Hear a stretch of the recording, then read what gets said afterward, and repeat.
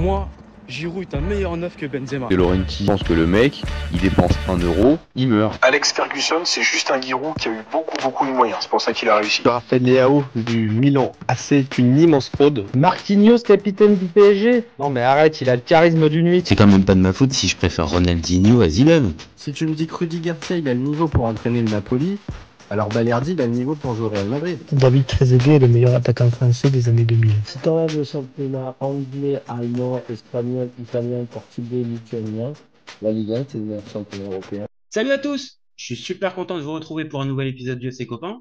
Alors, pour m'accompagner aujourd'hui, je suis avec Raphaël. Salut mon copain. Salut mon gars, comment ça va? Écoute bien, aujourd'hui, on va parler un peu de Ligue des Champions, on va parler un peu de club français, mais pas de PSG, malgré ton joli maillot. Franchement, je dois être honnête, là, t'as mis les formes. Aujourd'hui, là, le maillot, il est particulièrement collector. Je dis bravo. Donc, vous commencez maintenant à connaître le principe du live. Deux chroniqueurs vont s'affronter pour répondre à la question suivante. Le RC Lens peut-il se qualifier pour les huitièmes de finale de Ligue des Champions?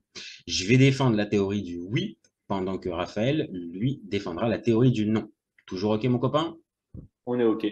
On est OK, c'est parfait. Je lance le timer. On y va. Alors pour moi, le RC Lens, ça peut vraiment espérer de se qualifier pour les huitièmes de Ligue des Champions. Alors sur le papier, on va être clair, on va en reparler, je pense, pendant le débat, mais les Lensois, pardon, ils ont encore leur destin entre les mains. Ouais, j'ai failli faire une énorme boulette pour débuter. Ok, le match face à Arsenal peut vite poser des problèmes parce que ça reste quand même un adversaire prestigieux et c'est à l'extérieur.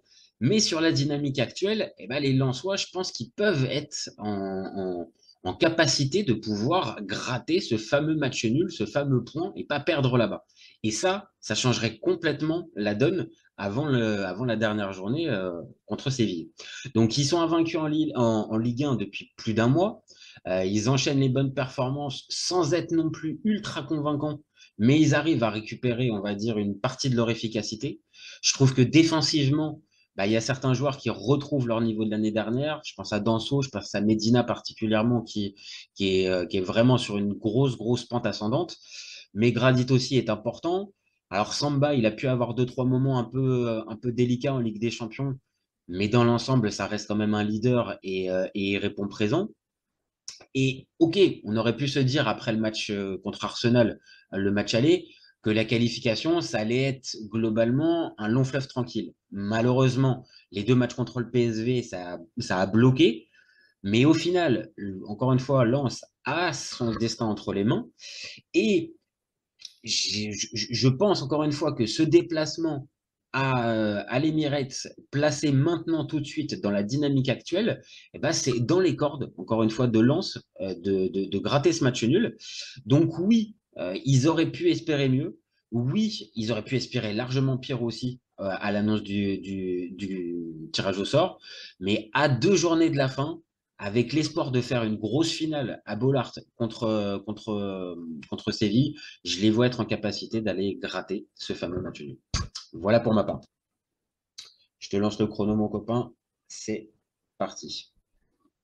Là, dans un premier temps, je tiens à dire que cette analyse est totalement détachée émotionnellement parce que je ne fais pas partie de ceux qui supportent absolument les clubs français en Ligue des Champions et en Coupe d'Europe.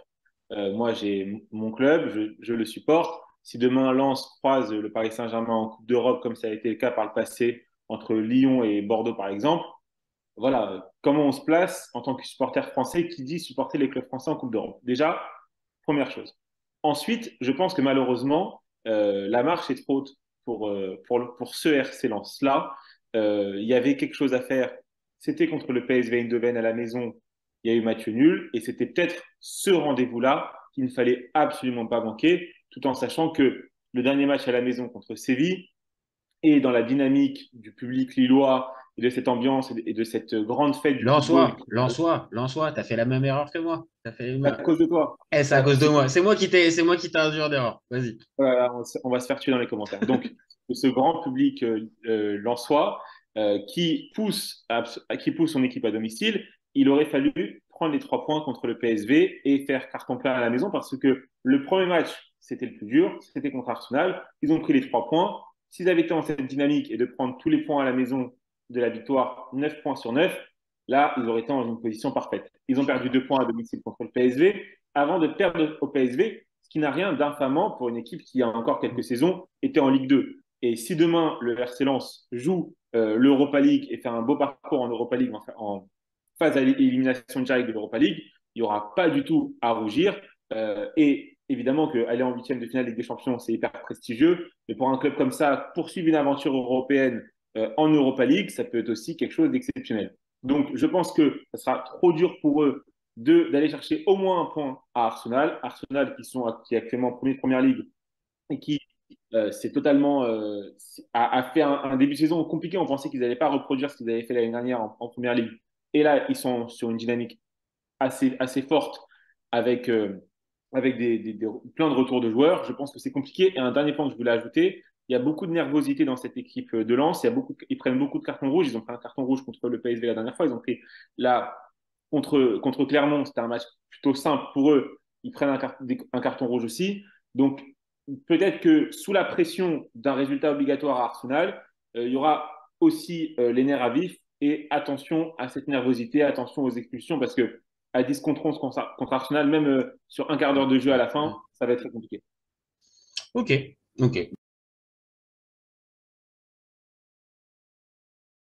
Bah écoute, je pense qu'on a bien lancé comme d'habitude les bases de notre débat.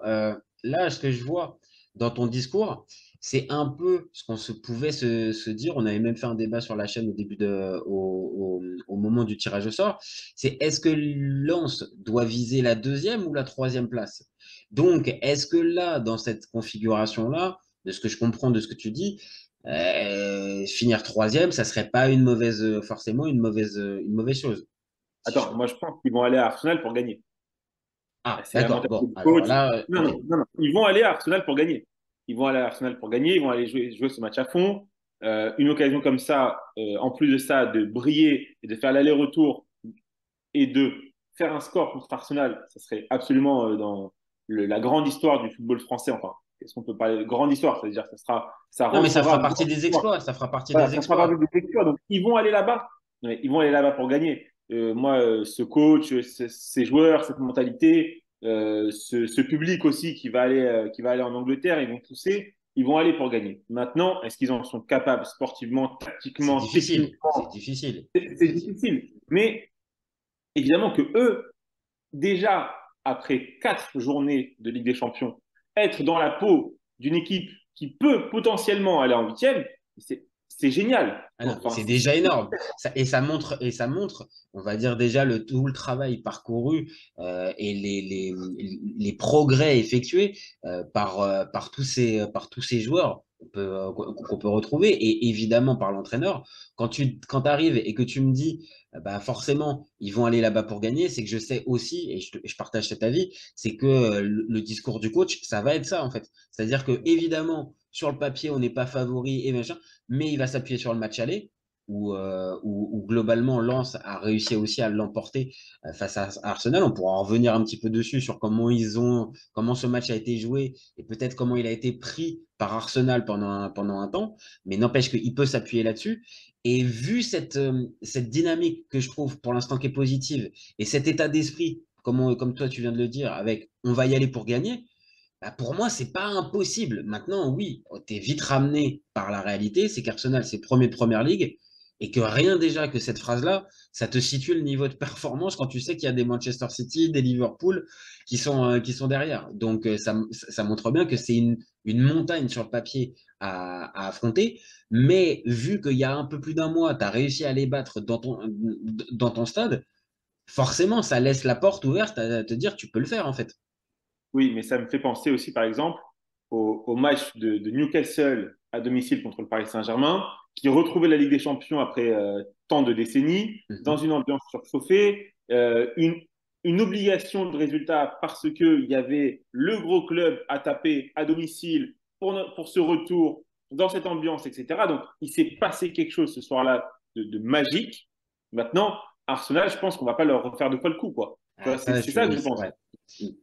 je pense aussi qu'ils ont été piqués dans leur orgueil, que eux, ils prennent les 3 points et après, ils se déplacent au PSV. Bon, voilà, ça sera pas. Voilà. Mais déjà, se dire que Lens peut faire aussi prendre les 3 points contre le FC Séville, qui sûrement à ce moment-là n'aura peut-être sûrement plus rien à jouer, en fait. Donc, une 3e place quasiment déjà, presque déjà acquise après cette journée. Si le PSV bat Séville, le Lens est bien placé pour à la 3e place. Bah là, je suis en train de reprendre je suis en train de reprendre le classement pour bien avoir les choses Ils ont 2 points. Ouais, c'est ça, c'est ça. C'est ce que je vois. Ils ont tous les deux 5 points et Séville a 2 points. Donc oui, il y a de fortes chances pour que pour le dernier match, Séville soit démobilisé et n'ait plus grand-chose à jouer. Alors peut-être encore une 3e place, mais faudrait que là, contre le PSV, ils ne perdent pas. S'ils perdent, là, par contre, c'est terminé pour eux, ils n'auront plus rien à jouer. Donc un Oui, avantage pour Lens de les rencontrer à domicile pour le dernier match. mais surtout que quand on a eu le tirage au sort, tout le monde prenait un peu de haut ce PSV. Attention, le PSV, c'est pas rien. Là, en plus de ça, en plus, je vais te dire quelque chose. Dans le classement de Lens en Ligue 1 actuellement, c'est qu'on peut se dire le premier de Première Ligue contre le 6e de Ligue 1 actuellement. Bon, après, au moment où on publiera cette vidéo, il y aura eu les matchs du dimanche du week-end de Ligue 1 qui seront joués. Peut-être qu'ils vont un peu tomber. Oui, mais etc. Mais ouais, on voit ce que tu veux dire. c'est une équipe qui est en dessous de la 5e place quoi, pour l'instant. Mais c'est pas non plus hyper significatif par rapport à ce qu'ils sont en train de produire actuellement. C'est-à-dire qu'en fait, ils font un très mauvais début de saison où ils enchaînent match nul, défaite, match nul, défaite, défaite. Et après, ils se reprennent. Et même s'il y a eu des victoires en Ligue 1 avant, je pense que vraiment ce qui a fait basculer leur saison, c'est la victoire à domicile contre Arsenal. C'est ça. Vraiment là c'était le coup de démarrage. Maintenant, c'était à la maison, encore une fois dans un contexte particulier. Et il faut dire aussi que c'est une équipe jeune, alors que l'année dernière, par exemple, toute l'expérience qu'a accumulée, non pas en Coupe d'Europe, mais en Première Ligue, Arsenal qui a joué des épaules avec Manchester City pour le titre de Première Ligue. Ah bah ça te forge une expérience. Oui. Hein. Ça te forge l'expérience. En plus, ils ont eu des renforts intéressants cet été, pas énormément. L'effectif quand même ressemble quand même à pas mal à ce qui était la saison dernière, avec quelques ajouts, dont Havertz qui a marqué ce week-end. Donc, on est sur une équipe d'Arsenal qui va, je pense, ne plus prendre de haut ce RC Lens comme un peu peut-être ils l'ont fait au match aller. S'il y a défaite de Lens contre Arsenal, donc on se retrouve dans une situation où Lens reste à 5 points et dans le même temps, sûrement que le PSV peut prendre facilement des points contre FC Séville qui, honnêtement, n'est plus le grand FC Séville. Enfin, là, techniquement, voilà, on va faire simple. Si là, le PSV vient ne serait-ce qu'à l'emporter qu'un 0 contre le FC Séville pour l'avant-dernière journée, ils ont le dernier match contre Arsenal qui sera, si là pour le coup pareil, Arsenal vient à s'imposer contre Lens, qualifié et assuré d'être premier. Donc à partir de ce moment-là, Arsenal, tu peux penser qu'Arteta fera tourner ou que même s'il met son équipe type, bah, les joueurs n'auront peut-être pas la même motivation que là pour ce match contre Lens où il y a la qualif à aller chercher en fait. C'est là qu'est le problème. Et même si je défends les Lensois, c'est là qu'est le souci. C'est qu'il y a beaucoup d'ingrédients qui montrent que, attention, là, Arsenal, tu l'as dit, ils se sont fait avoir une première fois. Et encore, le match est particulier parce qu'ils ouvrent le score assez rapidement. Ils ont un peu la main mise sur le match. Et puis, bah, au fur et à mesure, ils se laissent un petit peu aller. Et face à une équipe qui lâche jamais, c'est la marque de fabrique des Lensois. Bah voilà, c'est toujours difficile. Mais c'est pas dans le jeu. Ils n'ont pas pris une leçon tactique dans le jeu. Sur la fin de match, Arsenal n'est pas très très loin d'aller gratter le 2-2. Et là, s'il y avait eu le 2-2, là, je pense que là, la situation aurait été bien différente. Donc, Arsenal, on va dire, avisé et prévenu, voilà, c'était le mot que je cherchais, va forcément avoir plus de difficultés à opposer à un Lens qui certes va venir avec une bonne dynamique, mais aussi peut-être cette difficulté on va dire d'avoir la même efficacité que l'année dernière. C'est peut-être là aussi où j'ai peut-être un bémol pour les Lensois, c'est que certes, la configuration du match contre Arsenal va faire qu'ils vont pas avoir le ballon et que ça risque d'être une situation qui les intéresse et ils vont pouvoir agir en transition. Maintenant, l'efficacité qu'on avait pu voir l'année dernière. Alors après, c'est que de la Ligue 1, mais l'efficacité qu'il y avait l'année dernière, je ne la retrouve pas. Là, il leur faut plus d'occasions pour marquer. Et en Ligue des Champions, on le sait, là, dans ce type de match, tu n'en as pas 15 des occasions. Tu en auras 2, 3 maximum, et il va falloir les planter. Gagner à l'extérieur contre Clermont, c'est bien pour le moral, c'est bien de ne pas se prendre une claque contre un club comme Clermont pour te démobiliser, te sentir pas bien dans ton jeu, te poser des questions, mettre la presse dans un état de questionnement, etc. Donc ça rentre dans la tête. Le PSG Donc, a fait match nul contre Clermont 3 jours avant un match de Ligue des Champions. Donc, tu vois, c'est voilà. bien, c'est positif, mais tu ne peux pas te baser vraiment là-dessus comme véritable référence avant de jouer Arsenal. Sportivement, voilà. Maintenant, ta référence, c'est le match aller. C'est ça ta référence. La référence de Francaise et de ses hommes, c'est le match aller. C'est vraiment le match aller. Et c'est dommage, vraiment, encore une fois, surtout pour un match à domicile, qu'il n'ait pas pris les 3 points contre le PSV. Ça, pour moi, si ça passe pas, c'est ce match-là qu'il faudra. Je pense, parce que les deux matchs, alors après, on pourra toujours se dire que peut-être plus l'un que l'autre, mais vraiment, ces 2 matchs-là, ça te laisse un goût un peu d'inachevé, parce que là, on a, à certains moments, pas reconnu les Lensois. Un peu pris on va dire peut-être un peu pris par l'enjeu et moins, on va dire, frais, comme on a pu les voir contre Arsenal, avec ce côté un peu, on n'a rien à perdre. Là, mine de rien, ils étaient dans une situation où, ouais, si tu viens, comme tu l'as dit, à gagner contre le PSG, tu assures quasiment ta qualification. Donc là, il faut être en mesure mentalement de pouvoir faire les bons gestes et d'avoir la bonne attitude. Ça a été compliqué. Maintenant, voilà, ils ont pas hypothéqué leur chance non plus, tu vois. Et pas de démobilisation. S'il n'y a pas de résultat contre Arsenal, il faudra bien taper Séville à la maison pour bien finir cette phase de poule. Quoi qu'il arrive, le public sera ravi et célébrera avec les joueurs, même s'ils sont qualifiés en Europa League. Attention, hein, ça reste quand même quelque chose d'incroyable. Pour encore une fois, j'insiste, un club qui était en Ligue 2 il n'y a pas si longtemps et qui gravit les échelons.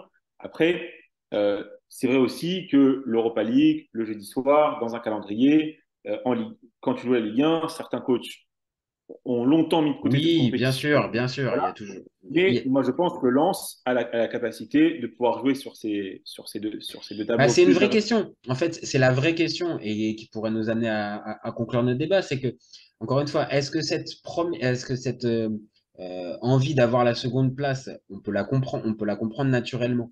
Mais est-ce qu'au fond, c'est une vraie chance ou est-ce que vraiment la qualification par ricochet, on va dire en Europa League, est-ce qu'elle pourrait pas aussi t'amener justement ce parcours encore plus, peut-être un peu plus lointain en Coupe d'Europe, le public qui suit, et quand tu vois un peu, alors évidemment, il faudra attendre les reversés de Ligue des Champions, mais quand tu vois le plateau, je te dis pas que Lens fait office de favori, bien évidemment, mais Lens peut arriver à faire le match avec beaucoup d'équipes et peut se retrouver peut-être, pourquoi pas, à jouer un dernier carré, et ça pourrait peut-être être, on va dire, correspondent à leur niveau. Maintenant, de l'autre côté, et je te laisse continuer, de l'autre côté, un 8e de finale de Ligue des Champions, juste là, on va dire économiquement, donc financièrement, c'est un énorme plus pour les. Bah ouais, tu vois, les Lensois, je pense que Gourlian, tu lui poses la question, il préfère largement le 8e de finale de Ligue des Champions, quitte à prendre une tannée contre City en 8e,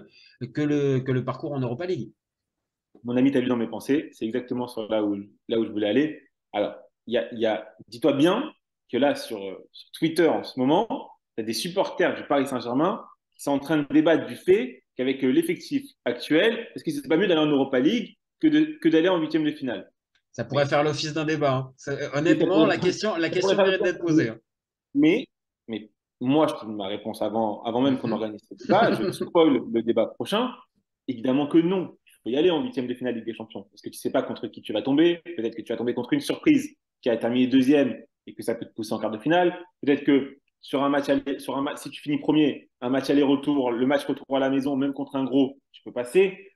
Et le RC Lens, c'est pas la même histoire. Non, mais attends, son histoire, pour le bonheur de ses supporters, le kiff d'accueillir un Real Madrid, un Manchester City, un Bayern Munich à Bollaert, dans cette ambiance, montrer à toute l'Europe en prime time, parce que là, c'est pas les matchs de poule il y a 10 000 matchs en même temps et qu'il n'y a que toi et moi. Enfin, je rigole, mais il n'y a que nous, Français, même si moi, je ne suis pas spécialement supporter des clubs français, mais je vais regarder ce match parce qu'il m'intéresse. Et footballistiquement parlant, c'est une belle affiche entre deux coachs avec des idées, des philosophies de jeu. Mais c'est pas le niveau d'un huitième de finale et élimination directe. Voilà. Je suis d'accord. Donc, Je suis totalement là, en termes d'audience de Mondiovision, tu vas mettre Lens sur la carte de France. Quoi. Tu vas mettre Lens sur la carte du football.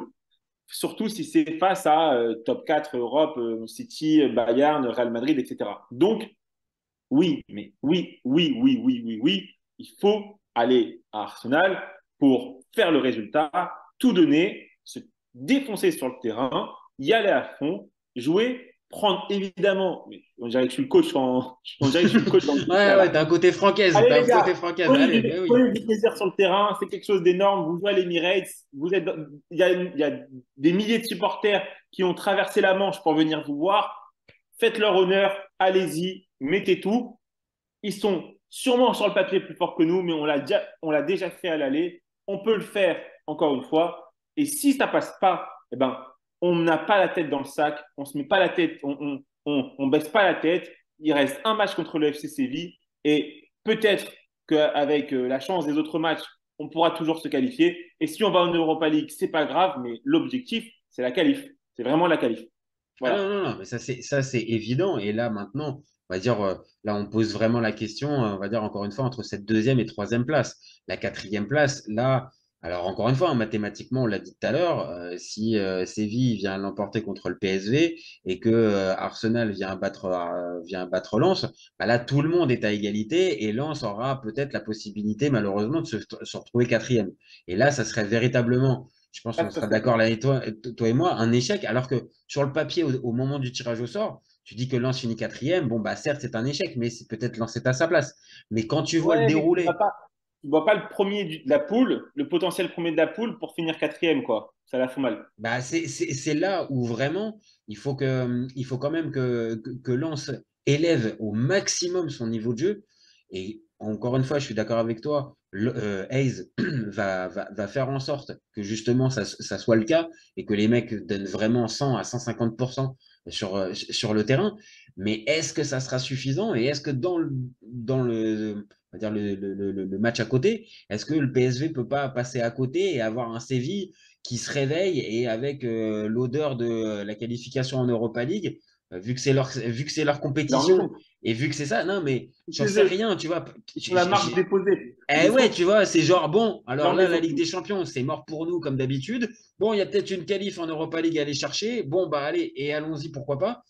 Et sur ça, c'est vrai, Lens est pas dans la même configuration. Maintenant, on l'a dit depuis tout à l'heure, Séville, ils font peine à voir. Ça ressemble pas à grand-chose depuis le début de saison et même depuis le début de la qualif, depuis la phase de poule. C'est vraiment pas séduisant. Donc, difficile de les imaginer jouer la qualif pour la deuxième place à la dernière journée. Mais le foot est tellement fou que bon. Et c'est là, sur ce match contre Arsenal, que Lens, contre de Lens contre Arsenal, qu'on va jauger un mec comme Wai sur un grand rendez-vous.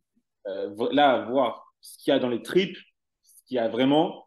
Et cet effectif-là, mais s'ils y vont en huitième, peut-être que beau. Alors, ils finiront deuxième, ils auront un gros, parce que tu vois, les premiers, là, ça fait flipper. Mais moi, je pense que si demain, dans le vestiaire de Lens, tu mets une caméra le jour du tirage au sort des huitièmes de finale et qui tombe contre le Real Madrid, ils sont tous en train de danser et chanter. Parce que c'est ça va être pour eux, pour certains d'entre eux, la double confrontation de leur vie, clairement. Ah non, mais je suis d'accord. Maintenant, attention, il reste une possibilité, on l'a évoqué dans un débat précédemment. Imagine le PSG se qualifie, mais se qualifie à la deuxième place, à la première place, c'est Dortmund. Bah, honnêtement, tu as un Dortmund-Lens en huitième de finale. Il aimerait bien être au stade dans les deux. Ah ouais, non, là pour le coup, là ça serait un match de tribune, ça serait extraordinaire. Mais sportivement, tu vois ce que je veux dire? Bien sûr, Dortmund est au-dessus, la réputation, le club et tout ça. Maintenant, sportivement, un Lens Dortmund, bon, tu peux te dire qu'il y a le match. Maintenant, pour tous les autres premiers de groupe, les Bayern, les City, les Real et tout ça, non, là évidemment, là j'ai envie de te dire, spontanément, ça sera compliqué. Mais ça aura aussi, mais ça aurait l'avantage aussi de ce que tu as dit, c'est-à-dire ça permettrait aussi de mettre Lens encore plus sur la carte, sur la carte d'Europe du foot et de se dire, bon, bah ok, Lens, là, c'était pas juste un one-shot, ça s'est qualifié et ça se retrouve parmi les 16 meilleures équipes d'Europe. Et ça, j'avoue que même si ça rapporte et que tant mieux pour Gourlion et pour les finances du club, mais c'est aussi un prestige qui peut permettre à Lens peut-être de grimper en fait. Parce que c'est ça l'objectif. Bien sûr, de grandir. De grandir. Voilà. Donc, ce club ne fait que grandir en fait. Donc, ça qui est beau. bah, faut voir jusqu'où se situera la fameuse courbe de croissance. Est-ce que là, ils sont au max de ce qu'ils peuvent faire? Et comme on le voit, bah, c'est quand même déjà pas mal. Ou est-ce qu'il y en a encore un petit peu derrière? Euh, Moi, on va conclure là-dessus, mais je pense qu'un mec comme Ez, on sous-estime un petit peu trop, en fait, même s'il il est mis en valeur, mais je trouve qu'on sous-estime un peu ce qu'il apporte un petit peu dans le coaching des entraîneurs français ces dernières années, où là, c'est évidemment, il y a un style, tu vois ces équipes, mais vraiment, même dans l'approche des matchs, putain, je le vois pas, je vois plus le côté un peu petit pousset, ah, on va se déplacer chez les... Non, on y va, quoi, en fait. Et rien que d'avoir ce type de coach-là, bah ouais, ça peut aussi peut-être amener des joueurs, on va dire, sans être péjoratif, moyen plus, à se sublimer et à avoir des mecs comme Jonathan Gradit qui, de base, n'étaient pas destinés à jouer peut-être des matchs de ce niveau-là, mais quand tu le vois sur le terrain, franchement, il n'y a rien à dire. Et pour moi, Ez, il est responsable de ça. Bien sûr, bien sûr. Et donc, sachant qu'il y a eu le match aller, ne pas faire de complexe d'infériorité face à Arsenal, même si c'est chez eux, même si c'est difficile de jouer là-bas, même s'il y a tout le prestige et toute la pression et toute l'histoire qui se joue à ce moment-là, il faut y aller pour ça. Moi, je ne mettrai pas 1 € sur une victoire ou un nul du RC Lens, et je pense que la cote d'Arsenal n'est pas assez intéressante pour parier. Donc voilà, je pense que ça va être compliqué. Mais il faut qu'ils y aillent à fond et après espérer faire un résultat que je pense qu'ils sont capables de faire à domicile contre le FC Séville et Adrien Kepura. Écoute, hein, je pense que c'est la meilleure manière de voir, de clôturer notre débat et de voir les choses. C'est voilà, se dire que Lens est en capacité là maintenant de le faire et de pouvoir jouer ce match-là avec un vrai intérêt derrière. Et rien que ça, c'est déjà, on va dire, une satisfaction quand on connaît les résultats en Ligue 1 de ces dernières années des clubs. Donc voilà, maintenant profitez les gars, amusez-vous, sortez tout. Et puis, s'il peut y avoir une qualif au bout, bah, nous, on sera très contents, même si je partage ton avis. C'est-à-dire, moi, je suis pas tous les clubs français derrière, basiquement, parce que c'est des clubs français. Là, il se trouve que ce club-là donne envie. Donc, bah ouais, j'ai aussi un peu envie de le défendre par le discours, par le public et par les joueurs. Donc, allez, les gars, allez, on y croit. Même si j'ai compris, tu mettras pas 1 € dessus. Et écoute, moi, je reste dessus. Je mets ma petite pièce, voire mon petit billet de 5 €. Tu vois. Voilà. Voilà. Je vais tenter. Et je pense que la cote, elle sera quand même un minimum intéressante pour les lancements. Pour Lens, oui. À la cote, pour Lens, ça va être intéressant. Ça, c'est sûr. Ça, c'est sûr. Bon. Eh ben, écoute, on verra ça. Bah, c'est quoi? C'est mercredi. Faut qu'on conclue parce qu'il va faire nuit là. Ouais, là, c'est ce que je vois. C'est ce que je vois. C'est pour ça que là, j'ai trouvé. Donc là, si on n'a pas envie de te perdre et que je fasse complètement la vidéo tout seul avec du flou total, bon, on va s'arrêter là. Donc merci Raph pour ce débat encore une fois. Toi. Comme d'hab, merci. Tu reviens comme d'hab à la maison. Et puis, moi, je vais aller me coucher un peu pour finir, ça y est. Ouais, ou retrouve peut-être la lumière. Peut-être il y a le bouton lumière qui doit être derrière. L'interrupteur est là-bas. Je vais aller allumer. Allez, vas-y, on va te laisser. Et puis, bah, nous, on se retrouve très vite pour un nouvel épisode. Vous n'hésitez pas, comme d'hab, vous envoyez vos messages, vos commentaires et vous nous dites ce que vous en pensez. Okay. Et vous likez aussi, c'est ce qui nous permet d'avoir de la force et de continuer aussi à faire les débats. Et puis vous gardez en tête qu'on est ouvert toute l'année. Ciao les copains, ciao.